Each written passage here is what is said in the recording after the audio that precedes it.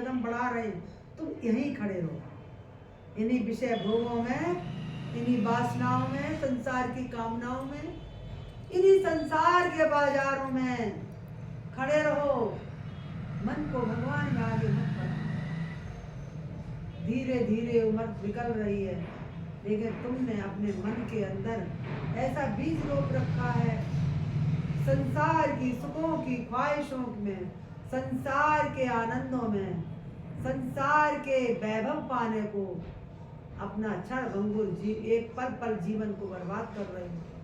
न वो आज मिला, न वो पूर्ण होगा, कभी मिल जाएगा तो तब और बस हो जाएगी। वक्त समय हो गया, करना नहीं था मुझे, फिर भी वक्त पूरा हुआ है। जीवन का भी वक्त हो गया, घड़ी का भी वक्त हो गया है। एक साधु ने कहा, साधु से राजा ने कहा कि जो भी इस साधु के, इस बाबा के भिक्षुक के पात्र को संतुष्ट कर दे, मुंह मांगा इनाम दिया जाएगा। अब वो जो बाबा पात्र लेकर चलता था, घर घर भीख मांगता था, उसके आगे बढ़ाया और दिया, झोली में डाल दिया, और रोज यही क्रिया, भीख मांगना, पात्र लेकर। राजा ने कहा कि जो इसे संतुष्ट कर दे कि जिस पात्र में भीख लेकर गया बहुत हो गया, उसको मुंह मांगा इनाम, क्योंकि तृष्णा उसको खा रही थी, तृष्णा। एक संत निकल कर जा रहे थे, कहते हैं ना कि वक्त वक्त को ही संभालता है और वक्त वक्त को बर्बाद कर देता है। तो एक संत निकल रहे थे वहां से, तो देखा एक भिक्षुक जो है मांग रहा था और राजा की शर्त थी। तो उन संत ने उसमें लिख कर दिया कि संसार के जितनी दौलत है, सब नाशमान दौलत है, क्षणभंगुर दौलत है, ये आपकी दौलत ना आज है, न कल है, न कभी करेगी। दुनिया से जाओगे तो दौलत यहीं छोड़ जाओगे। परम धन है, परम दौलत है तो एक भगवान कृष्ण है, भगवान राम है परम दौलत। तो भिक्षुक, मैं तुम्हें ऐसी दौलत दे रहा हूँ कि दौलत जन्म जन्मांतर तक अमर रहेगी।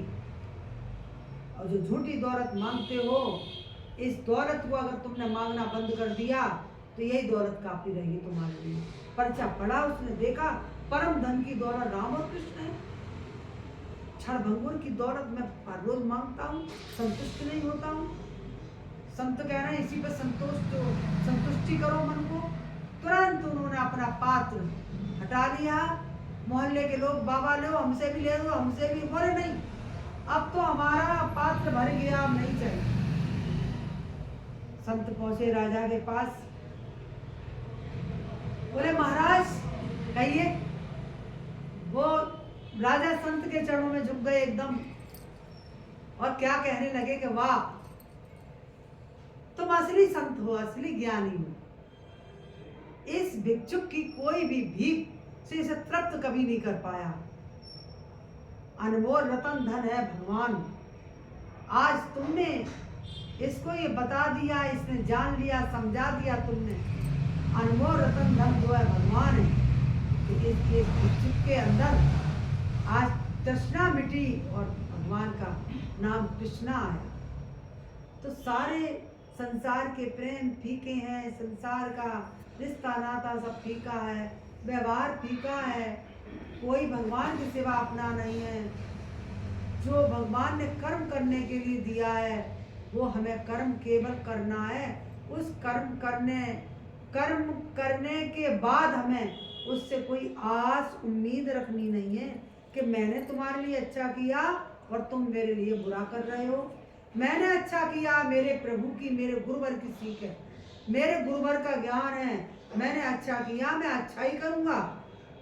आप बुरा करते हो, आप बुराई करते रहोगे, ये आपका कर्म है।